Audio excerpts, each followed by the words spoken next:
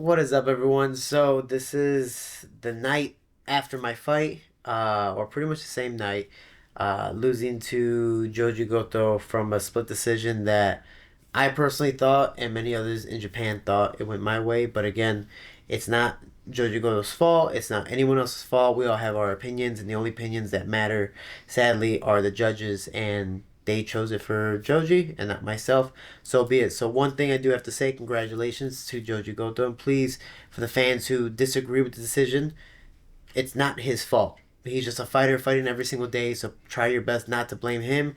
It's the judges, the commission, that's a whole different thing. So please, Joji Goto, congratulations, celebrate. You did a great job and you survived the fight and you put on a fun performance, and I can say you hit very hard with your left hand. But with that being said, in the fight, I thought I did well. And I thought I did well enough. Did I start slow? It's my usual. And I took a couple left shots, but after that, I started to pick up the pace, picked up the pressure, landed my own few combinations, was able to land body kicks, leg kicks, knees to the body, my own punches, lots of takedowns, big slams. And I thought I put on a show and I had a lot of control time as well. But with that being said, no matter what I thought, the judges still at the end of the day decided that Joji Goto won and he got the win. Sadly, because of that, I'm now 0-3 in the year. For people who don't know, earlier in the year, I had a title contender fight against a Kazakh in Brave, and if I won that fight, I would have fought Muhammad Mokaev to fight for the belt. I thought I won 2-1, wasn't worried about it at all. Sadly, they gave it to him 2-1, so I got robbed of that opportunity. Okay, there is one belt taken away from me.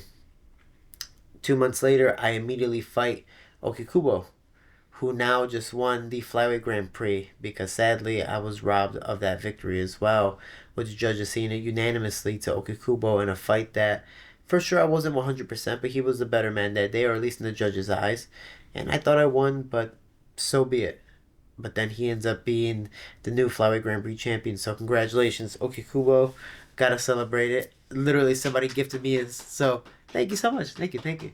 So with that being said, congratulations, and that was an amazing performance. But seeing how much you dominated that fight compared to how close our fight was, hopefully one day, inevitably, I would love to rematch you. I think that's a fight that the fans would love to see.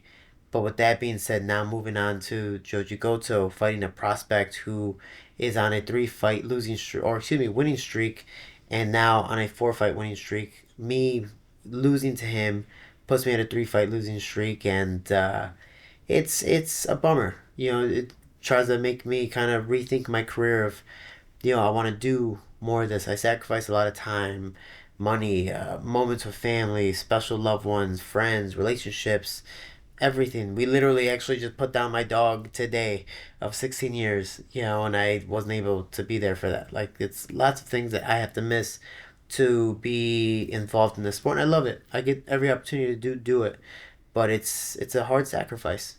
And to have such a fun fight and a close fight go the opposite way than I intended, it's tough, especially when after, and I appreciate all of the support, everyone believes that you won. Um, it does make me sit back and rethink life a little bit, and I don't want to think too impulsively right now and say all the crazy stuff, because maybe tomorrow might feel a little bit different. But I can say one thing: I was very, very sad after the fight.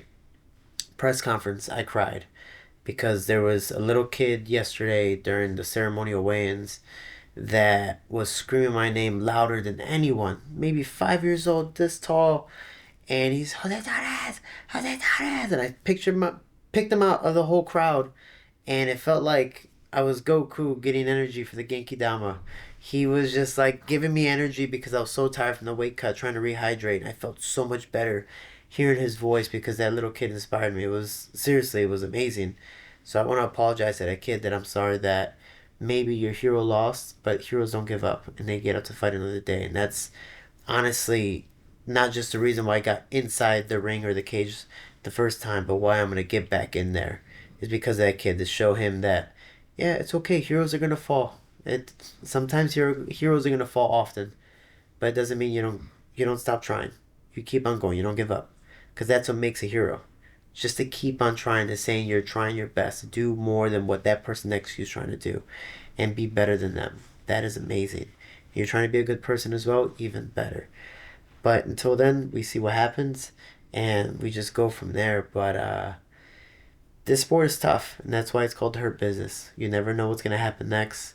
But with that being said, to all the Japanese fans, I stepped out from being sad to literally grab some ice cream at Baskin Robbins down the block, and I was stuck inside the arena for at least 1 hour signing autographs and taking pictures and giving away stickers because even after I lost, people wanted to take photos of me. Do you know how much that makes a fighter feel? Like that made me feel fantastic because even though I feel the lowest of low, you guys are making me feel like I'm all the way up here. Like I won, the flyweight Grand Prix, or I'm a new bantamweight champion. Like you guys made me feel amazing, and because of that, because of all of you, I want to fight again. You guys made me feel better. Like wow, even if I lose, like you guys still support me because you love me for me. Yes, my fights count, but you love me for the show I put on and the performance I put and what I do for you guys and vice versa. So thank you. Seriously, I almost get more support here in Japan than I do in my own country, in my own city sometimes. So it is really, really nice and reassuring. And the ice cream was also very good, so thank you for that. But because of you, I hope Ryzen has me back. Now, it is not my choice if I get to come back to Ryzen. I want to come back to Ryzen. I want to compete again, and I want to put on another show for the Japanese fans and be here not just longer before the fight, but then after fight, do fan service and all that stuff because you guys mean the world to me. Without you guys, I wouldn't be anywhere. And that's why I say we can, we will. Together, we are Team Shorty. So thank you so much for all of the support. Hopefully, you contact Ryzen so they can bring me back for whoever I may fight, whether it's Okikubo or Shinryu again or anyone, a new prospect.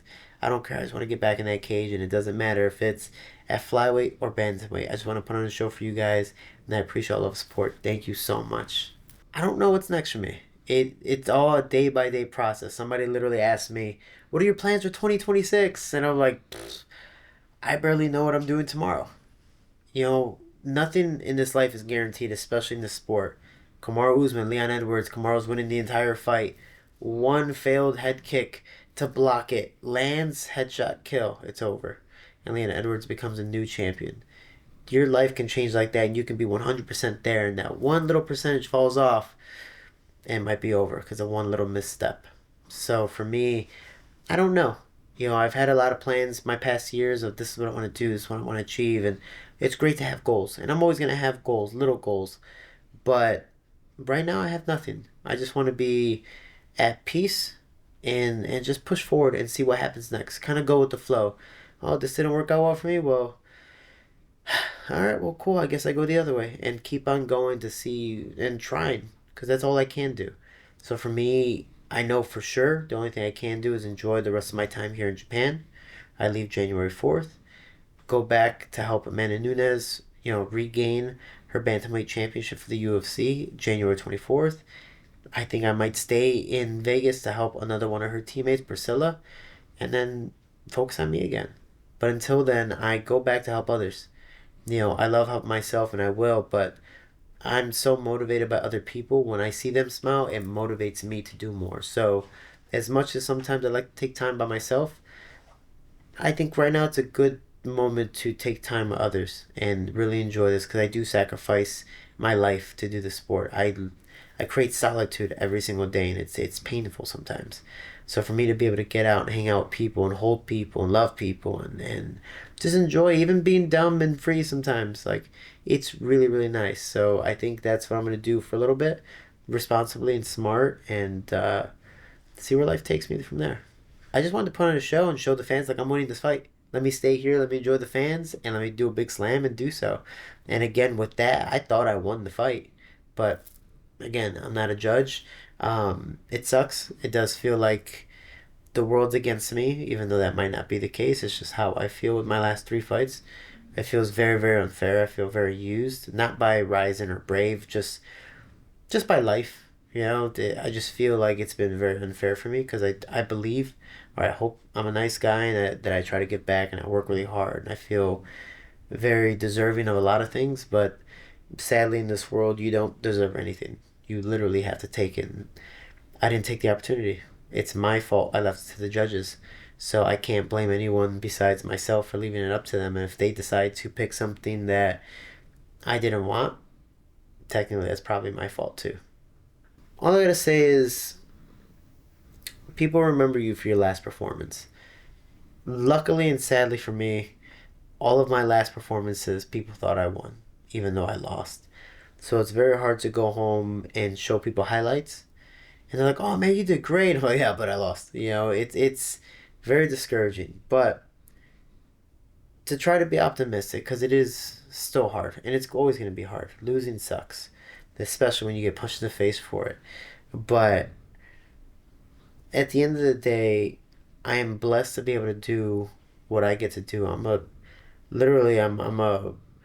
middle low class kid from the south side of Chicago, moved to Cicero, which is very similar to Chicago, and I'm now in Japan, all around the world at a very, very beautiful hotel with a great group of people that I never thought I'd meet.